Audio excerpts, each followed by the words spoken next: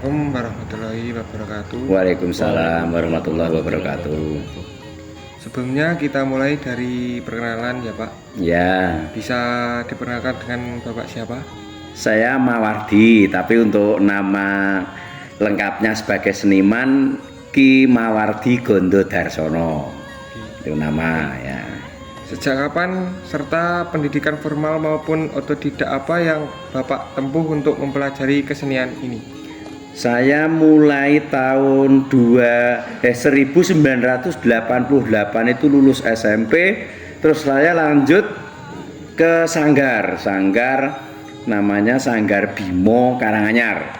Itu di Sanggar Bimo Karanganyar di rumahnya Pak Mantep Sudarsono. Itu termasuk pembimbing saya itu Pak Mantep Sudarsono. Dan mulai tahun itu saya mulai mempelajari, awalnya malah justru dari seni pedalangan. Nah, dari situ saya mempelajari seni pedalangan, terus berlanjut saat pulang kampung saya mempelajari karawitan bersama teman-teman. Ada paguyuban atau kelompok di sini, kelompok karawitan. Terus saya mulai belajar dalang, itu saya dalang pertama kali tahun 90. Sudah mulai saya dalang Semalam Suntuk itu tahun 90. Nah, kalau awalnya yaitu mulai tahun 1988 itu saya lulus SMP, terus mulai lanjut ke seni. Nah, di Sanggar Bimo Karangpandan. Apa saja nama peralatan yang terdapat dalam kesenian karawitan dan pendalangan ini Pak?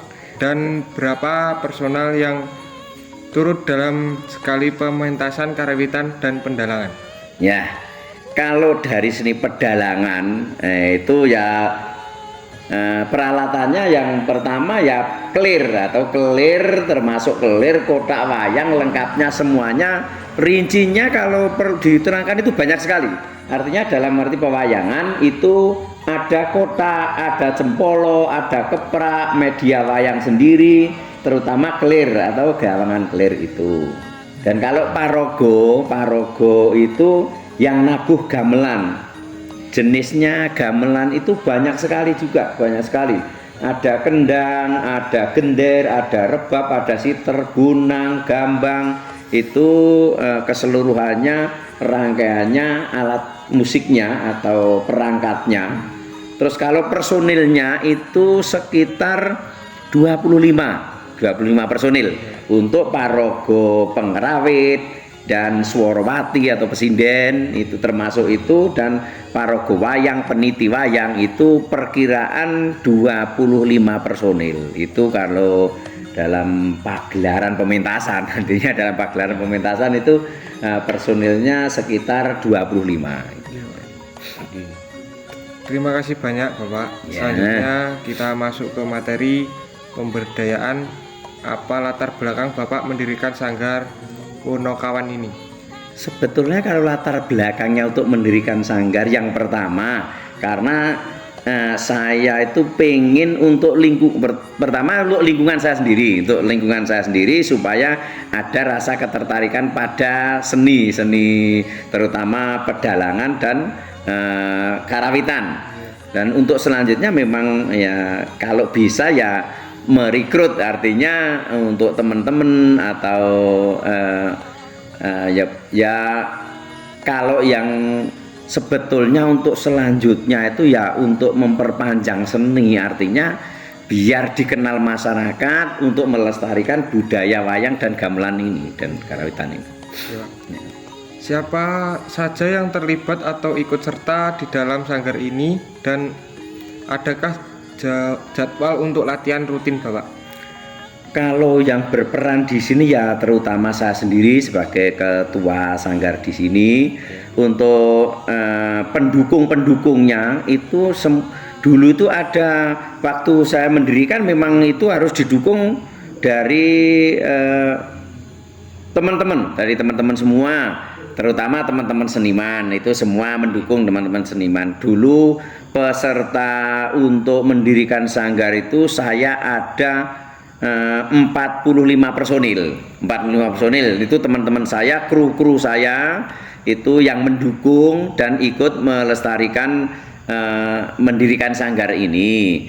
Terus yang dimaksud tadi apa coba? Yang dimaksud coba?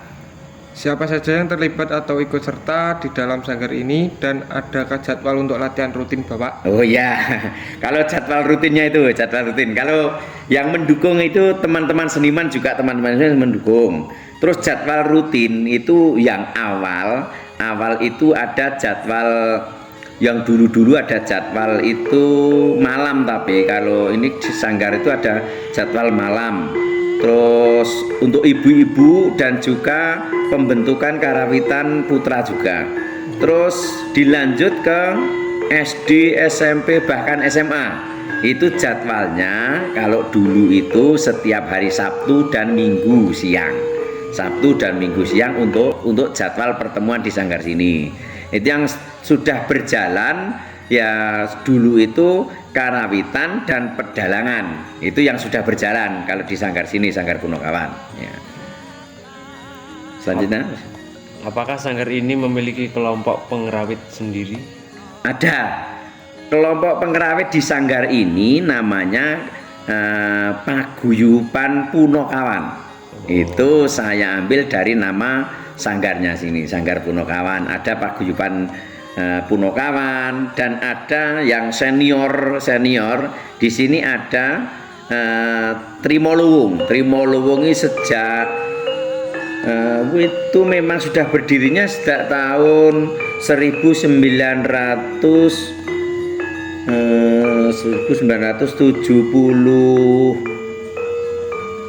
atau 76 itu berdirinya yang senior itu yang Trimoluwung, itu Paguyuban Trimoluwung.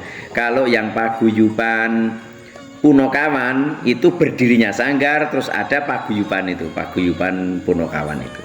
Ya. Baik. Bagaimana strategi atau cara Bapak mengenalkan kesenian ini kepada masyarakat sekitarnya, khususnya kepada anak-anak muda? Ya sebetulnya kalau untuk mengenalkan itu saya itu menanti event-event yang pas atau momen yang pas untuk saya pementasan. Nah, tapi kalau dulu karena waktu itu pernah rame sekali penggemar seni di sini itu setiap satu tahun ada 3 kali pementasan dari tim kecamatan. Tapi kalau yang selanjutnya karena ada istilahnya event kecil-kecil 17-an atau event apa lah, itu saya gunakan momen itu untuk pentas biar masyarakat itu tahu, biar masyarakat itu ada rasa ketertarikan. Dan selain itu saya juga merekrut anak muda-muda, tapi untuk sekarang memang kesulitan untuk mengumpulkan anak-anak muda yang gemar pada karawitan atau pedalangan. Hanya tertentu saja, wilayah-wilayah tertentu ya akhirnya bisa gabung jadi satu gitu. Seperti itu. Hambatan apa saja yang pernah Bapak rasakan selama menjalankan sanggar ini? Kalau hambatan itu sebetulnya ada saja. Tapi untuk tingkat kesulitannya untuk melebarkan sayap atau untuk mengembangkan di dalam sanggar itu, yang pertama rekrutmen atau mengumpulkan anak atau mengumpulkan teman yang mau bergabung atau mau berlatih, itu tingkat kesulitannya di situ. Kalau memang sudah kumpul itu lebih mudah saya menyampaikan materi-materi atau apa. Nah, tingkat kesulitannya yaitu tingkat kesulitannya untuk merekrut anak-anak muda. Nah, dulu itu malah justru yang lebih mudah itu anak-anak SD.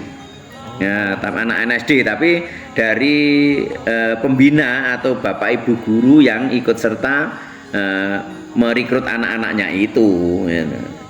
Ya, tingkat kesulitannya yaitu cuma dalam arti mengumpulkan massa atau merekrut rekan-rekan yang mau bergabung, yang tingkat kesulitannya itu.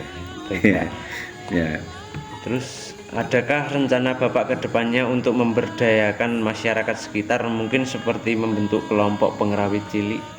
Ya sebetulnya itu sudah dari awal, memang dari awal itu rencana saya biar sanggarnya ya rame untuk masyarakat lingkungan sini terutama saya rekrut, saya dirikan sebagai paguyuban. Ya sudah masuk dulu itu paguyuban Punokawan itu, bahkan sudah pentas-pentas. Sebetulnya itu bisa menjadikan mata pencarian juga, menjadi penghasilan juga. Karena saya merasakan saat dia pentas-pentas itu, saat itu ada istilah ada apa ya, nek wong Jawa ngaran itu kon sabun utawa ada uangnya lah istilahnya, ada jerih payahnya. Ada jerih payahnya, dia itu juga merasa senang dan ada manfaatnya. Ada manfaatnya, dia menerima upah dari pentas-pentas itu. Nah, itu sebetulnya tujuan saya itu untuk lingkungan, untuk semua yang mau bergabung itu selain untuk melestarikan seni budaya karawitan atau pewadalangan, sebetulnya juga bisa untuk mencari mata pencarian juga sebetulnya itu. Nah, rencana saya juga ini nanti kalau masih berlanjut, ini kan ada agenda dari bapak-bapak PGRI untuk adik-adik SD dan bapak ibu guru, nanti ada yang direkrut mau latihan karawitan di Sanggar sini. Bahkan sudah berjalan, tapi untuk saat ini memang agak berhenti karena suasana rendeng. Itu ya. Sudah, Pak? Ya. Baik, Bapak, ini yang terakhir, apa pesan Bapak kepada para penonton untuk terus melestarikan kearifan lokal khususnya karawitan ini?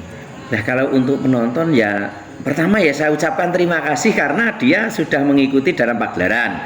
Yang kedua, kalau dia itu mau melestarikan budaya itu, ya sebisa mungkin usahakan istilahnya nek wong Jawa nanggap. Tanpa kamu nanggap, artinya ini nanti tidak akan ada pementasan atau malah itu. Pesan saya kepada penonton atau apa saja, monggo mari kita lestarikan budaya kita yang adiluhung ini supaya berkembang dan bisa disenangi dan dicintai pada anak-anak penerus kita. Gitu. Kalau ya. Baik, Pak. Ya. Terima kasih atas waktunya. Wassalamualaikum warahmatullahi wabarakatuh. Waalaikumsalam warahmatullahi wabarakatuh.